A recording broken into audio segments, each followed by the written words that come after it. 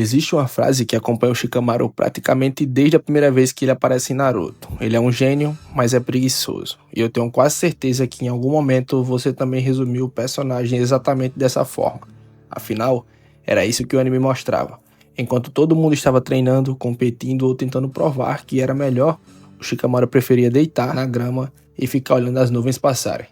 A impressão era simples, ele tinha um talento absurdo, mas não fazia questão de usar. Só que com o passar da história, eu comecei a perceber uma coisa. Talvez o problema nunca tenha sido o Shikamaru. Talvez a gente tenha entendido ele completamente errado. Porque quando você olha só para a superfície, realmente parece que ele é um garoto sem ambição, alguém que não gosta do esforço e que faria qualquer coisa para evitar trabalho. Mas basta prestar um pouco mais atenção para perceber que isso não faz muito sentido. Todas as vezes que realmente importava, o Shikamaru estava lá. Ele nunca fugiu de uma responsabilidade importante, nunca abandonou um companheiro. E principalmente, nunca deixou de fazer o que precisava ser feito quando alguém dependia dele. Então a pergunta começa a mudar. Será que ele era preguiçoso ou simplesmente não via sentido em gastar energias com aquilo que não fazia diferença? E talvez seja justamente aí que mora a primeira grande lição desse personagem. A maioria das pessoas vive como se precisasse estar ocupado o tempo inteiro. Existe quase uma obrigação de parecer produtivo, de fazer mais, correr mais, trabalhar mais e mostrar para todo mundo que está sempre muito ocupado. Só que o Shikamaru nunca entrou nesse jogo. Ele nunca confundiu movimentos com progresso. Enquanto muita gente fazia as coisas simplesmente porque todo mundo fazia, ele parava para pensar se aquilo realmente valia o esforço. E isso muda completamente a forma como você enxerga o personagem. Uma das coisas que mais mostram isso é a relação dele com o pai. Diferente de muitos personagens de Naruto, o Shikamaru nunca precisou carregar o peso de provar seu valor. O pai dele sempre enxergou sua inteligência muito antes de qualquer outra pessoa. E talvez por isso o Shikamaru tenha aprendido desde cedo que inteligência não serve apenas para vencer batalhas. Ela também serve para entender quando uma batalha nem merece ser travada. Parece uma ideia simples, mas ela acompanha o personagem durante praticamente toda a história. Isso fica mais evidente quando a gente vê o Shikamaru jogando Choji. Eu acho que é assim, né? Se eu não me engano, faz muito tempo que eu assisti Naruto. Eu acho que o nome é esse, Choji. Muita gente enxerga essas cenas apenas como um momento de descanso, né? Onde ele tá jogando Choji ali com seu mestre ou seu próprio pai ou algum amigo. Mas elas dizem muito sobre o que ele é. No Choji, você não vence porque faz mais movimentos. Você vence porque faz os movimentos certos. Antes de mover uma peça, você pensa nas consequências. Imagina diferentes cenários e tenta entender qual decisão vai trazer o melhor resultado lá na frente.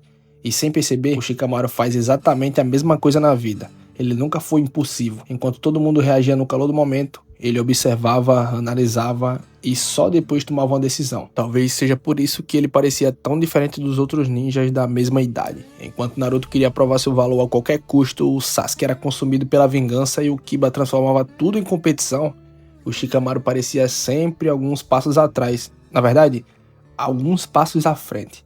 Não porque fosse o mais forte, porque entendia que agir sem pensar geralmente custava muito caro do que esperar alguns minutos para enxergar a situação inteira. Só que existe um momento em que a vida obriga Shikamaru a amadurecer de uma vez. E eu sinceramente acho que é aqui que muita gente começa a entender quem ele realmente é. Primeiro vem aquela missão de resgate ao Sasuke, que é a primeira grande missão que o Shikamaru recebe, né? E querendo ou não, ele era o líder daquela tropa ali que era ele, o Naruto, o Choji, enfim. Ali ele recebe a sua primeira missão grande, né? Sobre a Aldeia da Folha. E simplesmente a missão é um fracasso total. Ele não consegue recuperar o Sasuke. Todos eles apanham muito, mesmo tendo umas batalhas muito pica. Aquele arco ali é muito épico, de verdade. Mas veja como ele recebeu como é que eu posso dizer? Ali a missão que, querendo ou não, fez ele amadurecer mais rápido. Ele era apenas uma criança e recebeu toda aquela responsabilidade. E mesmo assim ele não arregou. Se ele realmente fosse só um preguiçoso miserável, ele não tinha nem ligado, tinha fugido ou se escondido alguma coisa. Mas não, ele encarou como um homem. E ele era só apenas um menino ainda. Ele sabia o quanto era importante aquela missão. Também teve a hora da morte do Asuma, né? Que não representa apenas uma perda de um mestre. Ela representa o fim da tranquilidade que o Shikamaru sempre carregou. Até aquele momento, ele conseguia enxergar o mundo com certa leveza. Depois disso, ele percebeu que a inteligência sozinha não impede que as pessoas importantes sejam tiradas de você. Pra você ver, ele sofreu na missão do Sasuke, que ele não conseguiu, foi um fracasso. Então ele já sentiu ali a frustração. E um pouco mais tarde, na morte do Asuma, ele também sentiu outra frustração, que ele não conseguiu defender o mestre dele como ele pensou que ia conseguir. Então foi aí que ele, viu que mesmo que ele quisesse aquela vida tranquila de estar observando nuvens e tudo mais, ele não ia conseguir. Ele tem que encarar a realidade e na verdade isso chega pra todo mundo. E depois que o Asuma é morto pelo Hidan, o mais interessante é a reação dele. Ele não saiu correndo atrás de vingança como vários outros personagens fariam. que nem o próprio Naruto mesmo. Pelo contrário, ele fez exatamente o que sempre fez durante a vida. Pensou, respirou, planejou. Enquanto a dor fazia qualquer outra pessoa agir por impulso, o Shikamaru transformou aquele sofrimento em uma estratégia, porque ele sabia que enfrentar Hidan de qualquer jeito seria praticamente uma sentença de morte. Pela primeira vez, toda aquela calma que muitos confundiam como preguiça se mostrou a maior arma que ele possuía. A luta contra o Hidan é uma das melhores demonstrações da filosofia do Shikamaru. E curiosamente, não é porque ela tem a melhor animação ou golpes mais impressionantes. É porque ela mostra que vencer nem sempre significa ser o mais forte. O Hidan era praticamente imortal. Em uma luta direta, Shikamaru tinha poucas chances, então ele fez aquilo que sempre soube fazer de melhor e criou um plano onde a força simplesmente deixava de ser o fator mais importante.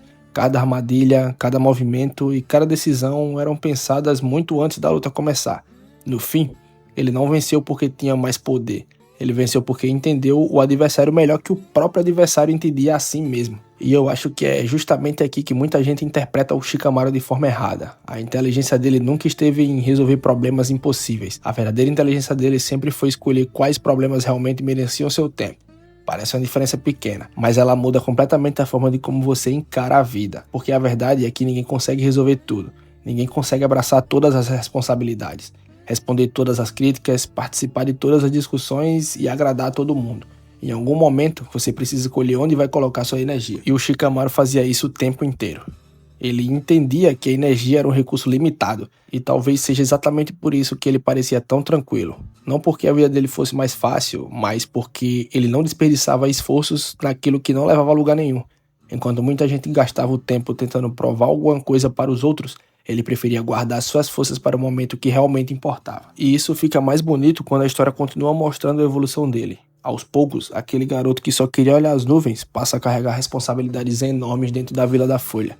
Ele se torna um conselheiro, estrategista e braço direito do Hokage, uma das pessoas mais importantes de Konoha. E olha como isso é interessante. Ele nunca buscou poder por vaidade. O poder simplesmente chegou a ele porque as pessoas confiavam em suas decisões. E no fundo, talvez essa seja a maior diferença entre o Shikamaru e muitos personagens. Enquanto vários corriam atrás de reconhecimento, ele corria atrás de paz. Enquanto muitos queriam ser vistos, ele queria viver uma vida simples. E, ironicamente, foi justamente essa forma de enxergar o mundo que fez todo mundo reconhecer seu valor. Talvez seja por isso que chamar o Shikamaru de preguiçoso seja uma das interpretações mais injustas de Naruto. Preguiça é fugir de esforço necessário. O Shikamaru nunca fez isso. Quando a responsabilidade bateu na porta, ele respondeu. Quando seus amigos precisaram dele, ele apareceu. Quando teve que carregar um peso enorme nas costas, ele carregou sem reclamar. O que ele evitava não era esforço. Era o próprio desperdício das suas energias em coisas em vão. E sinceramente, eu acho que essa é uma filosofia que faz cada vez mais sentido. A gente vive em um mundo onde parece que todo mundo está correndo o tempo inteiro, mas quase ninguém para pensar se está correndo na direção certa. No fim das contas, acho que o Shikamaru nunca quis ensinar ninguém a ser preguiçoso. O que ele sempre mostrou, mesmo sem dizer uma palavra, é que viver bem não significa gastar energia com tudo. Significa saber exatamente onde ela vai fazer a diferença. Talvez por isso que depois de todos esses anos eu tenha chegado a uma conclusão completamente diferente daquela que eu tinha quando era criança. O Shikamaru nunca foi um gênio preguiçoso. Ele só entendia o valor do próprio tempo muito antes de todo mundo.